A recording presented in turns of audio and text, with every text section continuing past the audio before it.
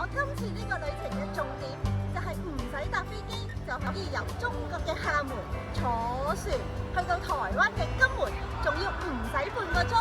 呢個行程咁特別，大家一定要試下。我仲有去埋廈門嘅出名景點南普陀寺、沙坡尾、土樓、鼓浪嶼，仲食埋廈門嘅美食添。我希望我呢條片可以分享俾大家知，下次你哋都可以嚟廈門、金門玩啦。由香港出發去廈門，每日有4班高鐵，車程大概4個鐘。由深圳出發去廈門，每日有好多班車，車程大部分係3個半鐘。今次我就揀咗由深圳北出發去廈門站。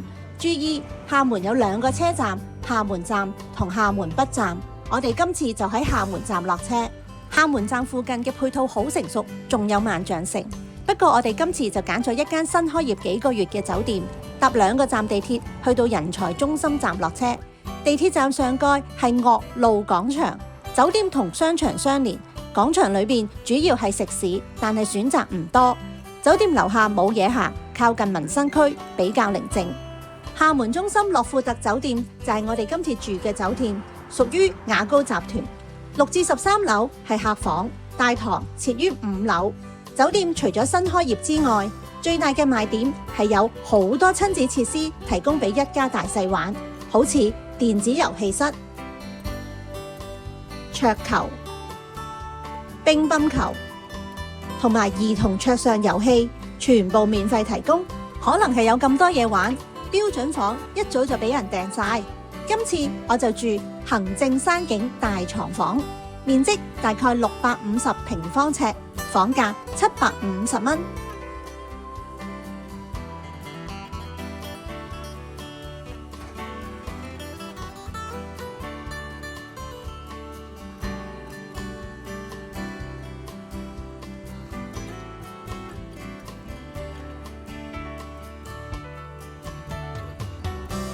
浴缸仲可以望到街景，不過唔知出邊睇唔睇到裏邊嘅呢？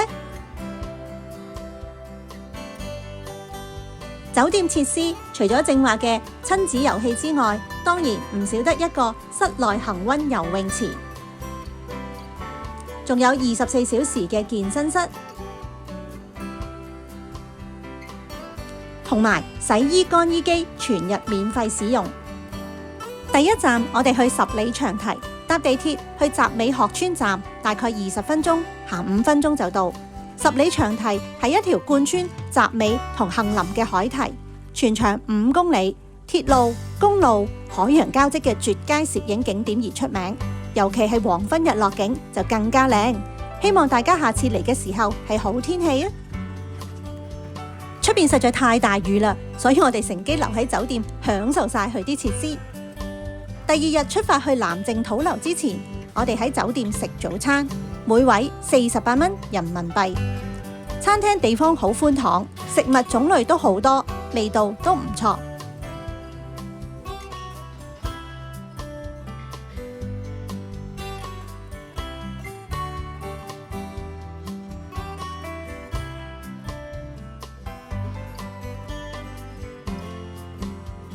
今日我哋參加1日團去漳州嘅福建土樓，1至5人團，7座位嘅商務車，每位大概450蚊港紙，包括門票。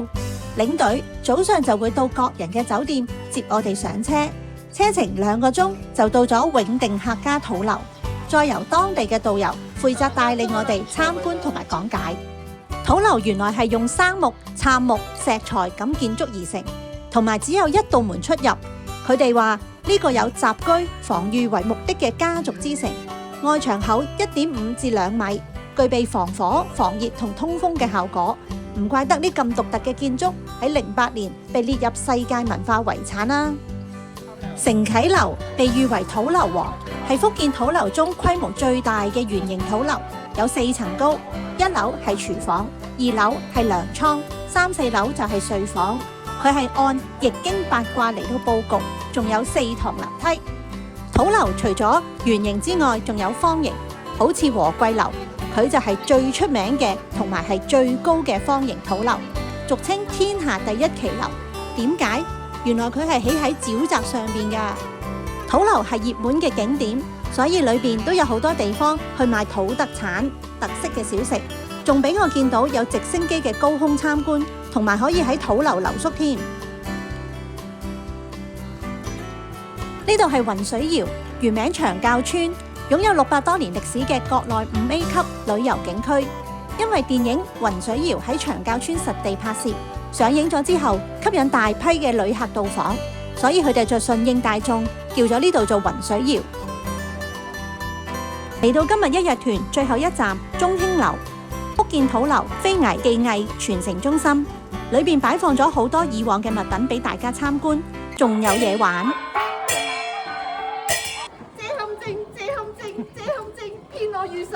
大約傍晚6點，我哋就返到廈門，領隊仲好，車埋我哋去沙坡尾。沙坡尾旁邊係有雙子塔燈光 show， 所以夜晚黑係好熱鬧。沙坡尾兩邊有食肆、咖啡店、手信店、特色小食。呢度好多個店鋪都設計得好有心思，好多年輕人都會嚟呢一度。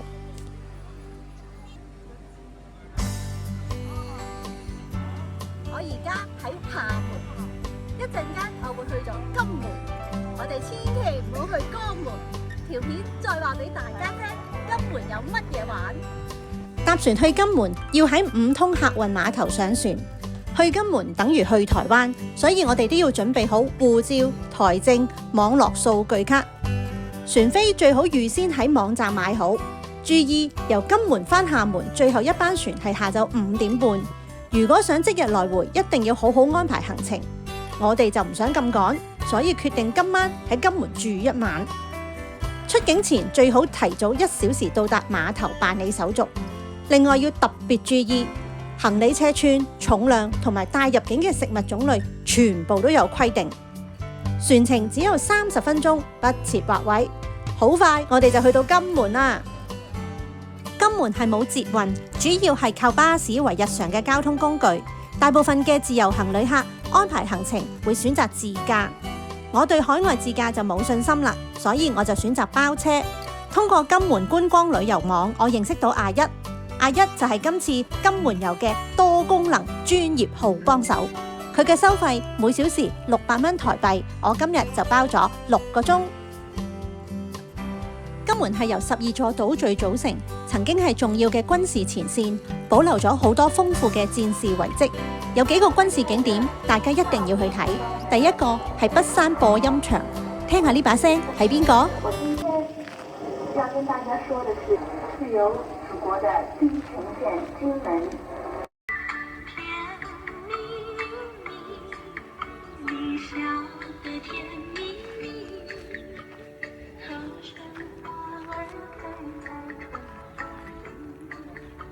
原來鄧麗君喺幾十年前已經係兩岸嘅親善大使。呢個播音場原本有48組喇叭，負責宣揚訊息去對岸。依家只係開咗2組，俾大家感受一下。我諗如果開晒48組，唔知對面岸聽得幾清楚呢？金門國家公園轄下嘅地方全部都係免費入場。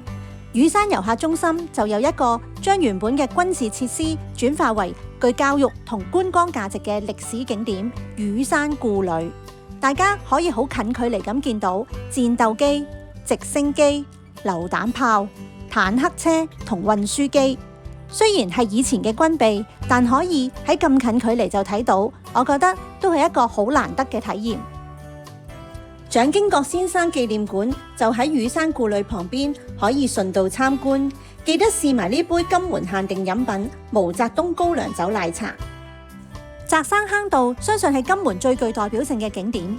1961年動工，用咗5年時間興建，為咗避開敵軍而興建嘅室內軍事運輸碼頭，係一座可以俾42艘小艇同時停泊同物資補給嘅 A 字形戰備水道。金門地底大部分都係花崗岩，非常堅固。幾十年前要鑿穿咁大型嘅坑道，絕對唔簡單。大家嚟金門記得要嚟呢個景點睇下。同時佢門口有間小食亭，仲有高粱香腸，大家記得試埋啊！呢個紅色電話亭已經成為咗金門嘅標誌，喺呂江樓嘅前邊，左右2個。其實我冇研究呂江樓嘅歷史，我一心只係嚟同電話亭打卡。後來先至知登上頂樓可以望晒成個金門市區。大家如果嚟，記得登埋上頂樓睇埋個市區先至好走。跟住我哋就嚟到水頭墜落嘅德月樓，呢度係由印尼僑商黃輝煌先生喺1931年出資興建，目的係防禦土匪同埋海盜。呢個樓群屬於當時最高防禦性嘅建築，聽講裏邊仲有機關同埋逃生密道。除咗有功能之外，樓群嘅用料設計都非常講究，尤其係呢4幅瓷磚牆係由當年嘅日本工匠燒製而成，手工非常精緻，完整無缺咁保存到依家，仍然色彩豔麗。大家有機會嚟，記得細心欣賞。風獅爺係金門傳統嘅辟邪名物，具有擋煞、祈福、庇護居民多元化嘅功能。每個風獅爺都有唔同嘅地方。聽講呢個瓊林風獅爺佢係小朋友，所以大家都用糖嚟到供奉佢。嚟太湖一定要嚟懸浮斑馬線，因為呢3個打卡位都整得好靚。原本想參觀金門最出名嘅高粱酒廠同埋試飲，點知遇上佢休息，唯有等下次再嚟啦。建功嶼都係我想去嘅景點，但係要配合潮漲潮退嘅時間，今次去唔到，唯有遠觀當去咗啦。聽阿一介紹，金門其實仲有好多唔同嘅景點，如果想去晒，最好留2至3日。今次嘅包車體驗，我要用一個爽字形容。好多謝阿一全程細心講解。如果大家嚟金門想包車，不妨揾佢報價比較一下。今次我揀咗喺金城老街旁邊嘅海福商務飯店，分1棟同2棟，我哋就住2棟。酒店冇任何嘅設施。嚟金門唔一定要住飯店或者酒店，都可以揀民宿，視乎自己喜好啦。呢一間係標準房，大概150平方尺，600蚊港紙，包雙人早餐。由酒店行去金城老街唔使5分鐘，沿路有好多食肆同埋商店，不過電單車就不停咁左穿右插，充滿台北嘅感覺。沿路行過去，仲會見到金門鎮總兵處。金門冇台北同埋高雄咁繁華，食肆大部分9點前就會閂門。我哋今次就嚟試下呢一間良金牧場現蔥溫體牛肉麵。呢個牛肉麵嘅味道都唔錯，不過麵嘅份量就少咗少少，其他嘢都幾好食，仲有免費雪糕可以任食。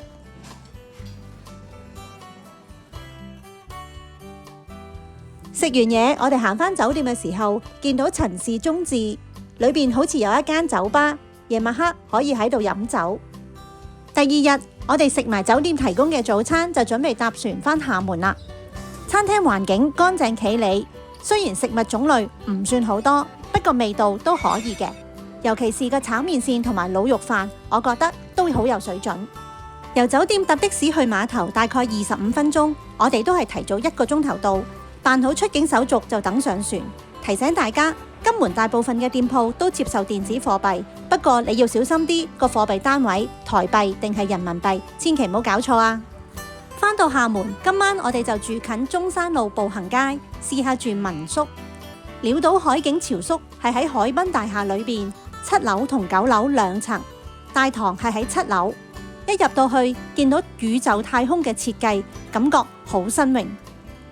呢間民宿其中一個老闆原來係國內影帝黃渤嘅表妹，所以呢度有一張佢專屬嘅座椅。今次我揀咗一間好有特色嘅鼓浪嶼海景大床房，佢有圓空式嘅浴缸，100寸投射大銀幕，730蚊港紙一晚，面積大概500平方尺，仲要對住個鼓浪嶼添。不過呢間房係冇雪櫃，職員話房裏邊冇地方放喎，真係搞笑。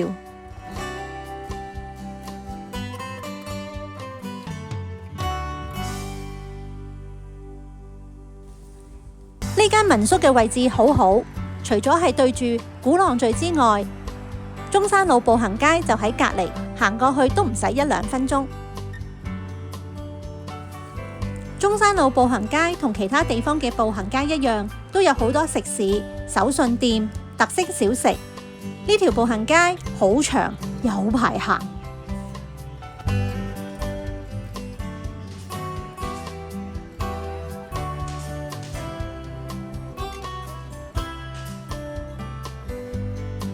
到咗夜晚黑，兩岸嘅風景都好靚，燈火通明，又係另一種美感。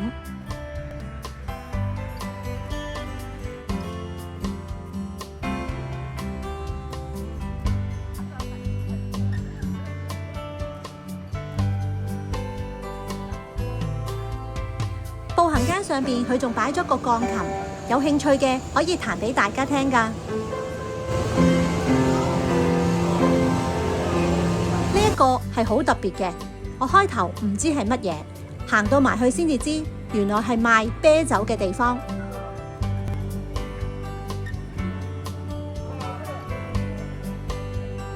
中山號係一條專為遊客而設計嘅復古當當車，屬於循環線，途經主要嘅景點。如果大家夾啱時間，都可以嚟試坐。佢嘅總站就喺廈大南普陀站。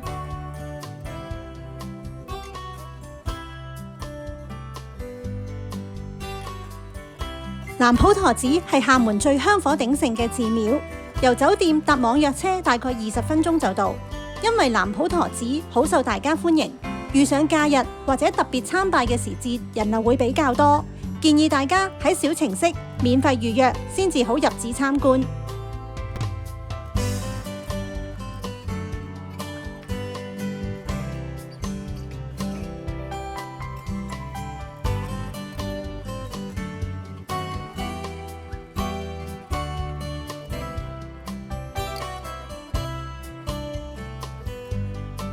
南普陀寺裏邊仲有素菜館，係一個非常之出名嘅地方，有天下第一素宴嘅美譽。一樓係自助形式，分2個時段；二樓係單點套餐，大家最好當日提早現場預約。佢仲有手信係特別為素食者而設。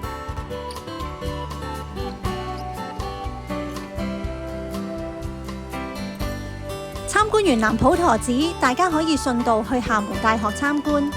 由南普陀寺大概行15分鐘就到廈門大學。廈門大學被國內評為最美麗大學。入校參觀係需要預先喺網上預約。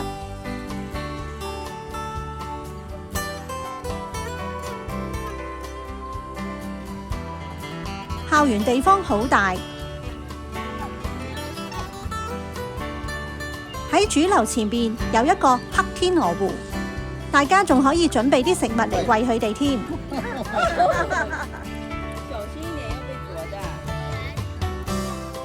我諗係呢一個倒影，所以被評為最美麗大學。鼓浪嶼就係我哋今次旅程嘅尾站。旅客去鼓浪嶼係要喺東道客運碼頭上落船，大家可以通過小程式購買船票，買去程送回程。去程係要指定時間上船，回程就冇規定。有位就上得，不設劃位。船程大約20分鐘。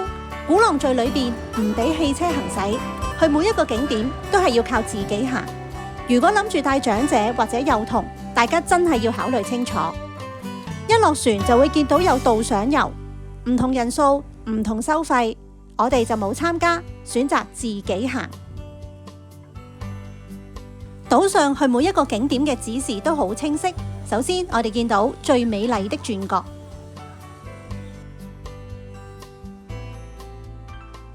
呢度見到一塊地咁特別，原來跟指示就可以復原工務局嘅位置。沿路見到好多居民嘅外牆，行人路都好有特色。呢一度就係八卦樓，入場費30蚊，裏邊有風琴博物館。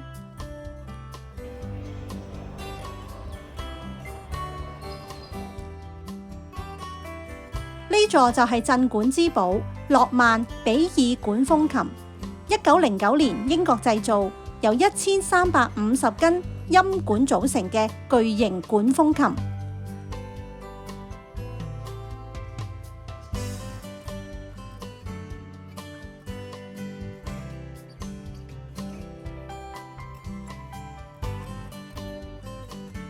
每日嘅指定時段仲會有現場演奏。館內仲收藏咗世界各地年代由19世紀到近代嘅管風琴，超過70台。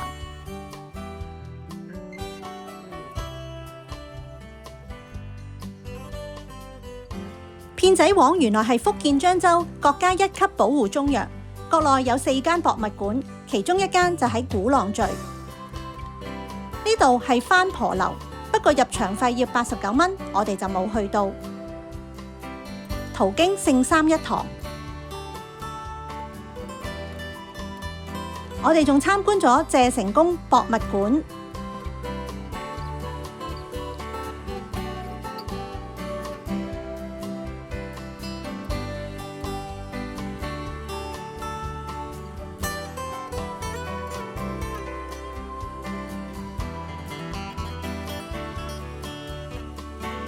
宿莊花園係屬於台灣富商林以嘉喺鼓浪嶼嘅別墅。花園裏面嘅池塘係用海水引入園內，海在園中，園在海上嘅獨特設計。44橋就係佢44歲時興建而命名嘅。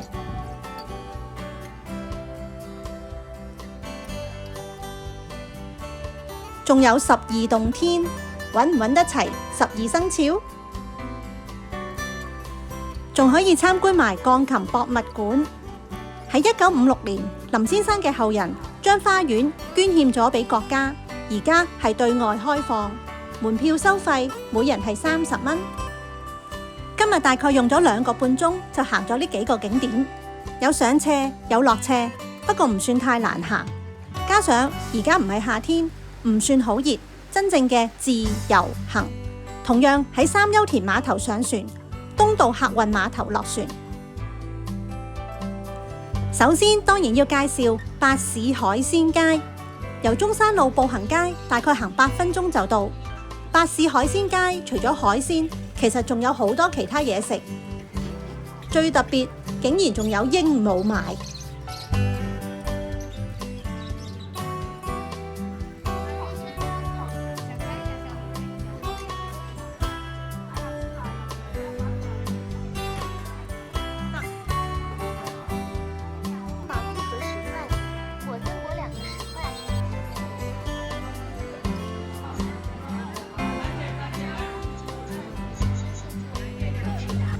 八市海鮮街有好多檔唔同嘅海鮮店，全部都有標價，仲講到明唔收加工費。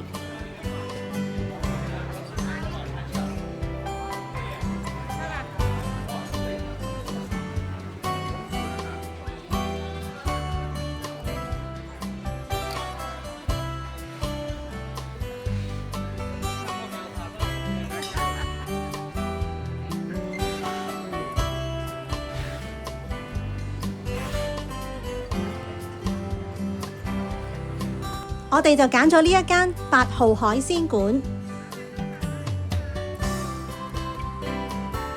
呢間海鮮館好多海鮮，望落去都好新鮮，隻隻都識喐，一樣標榜係明碼實價。每一樣海鮮佢都會寫明幾多錢。我哋叫咗聖子、瀨尿蝦、肉蟹、蜆肉苦瓜湯。味道相當唔錯，我覺得隻肉蟹雖然細細隻，不過好多膏，好鮮甜。埋單370蚊。除咗海鮮，仲有幾款特色食物，我建議大家都要試下，好似沙茶麵啦、倉肉湯飯、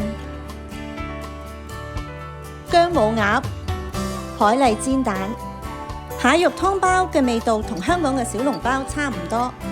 仲有燒肉粽、五香卷，廈門係冇廈門炒米，只有廈門炒麵線，同埋花生湯都值得試下。呢個相思紅豆雪花豆花雖然唔係廈門名物，不過幾好食。土筍凍由第一日想試到走嗰日都唔敢試，唔知好唔好食。仲有呢個蝦扯蛋，佢係將隻蝦同埋雞蛋夾埋一齊炸，個味道普普通通。回程我就搭高鐵由廈門北站返香港。今次係我第一次嚟廈門，冇諗過5日4夜加埋去金門，行程好豐富，好好玩。雖然有一日落大雨，有啲景點我去唔到，不過整體嚟講我都好滿意。大家諗緊搭高鐵去邊度玩嘅時候，不妨考慮一下去廈門同埋金門啦。同埋我非常樂意同大家分享我今次嘅旅程嘅預約訂船飛嘅流程。如果有需要就留言話我知啊。最後當然需要大家繼續支持我，記得 like、comment、share 同 subscribe 我嘅 channel 啦。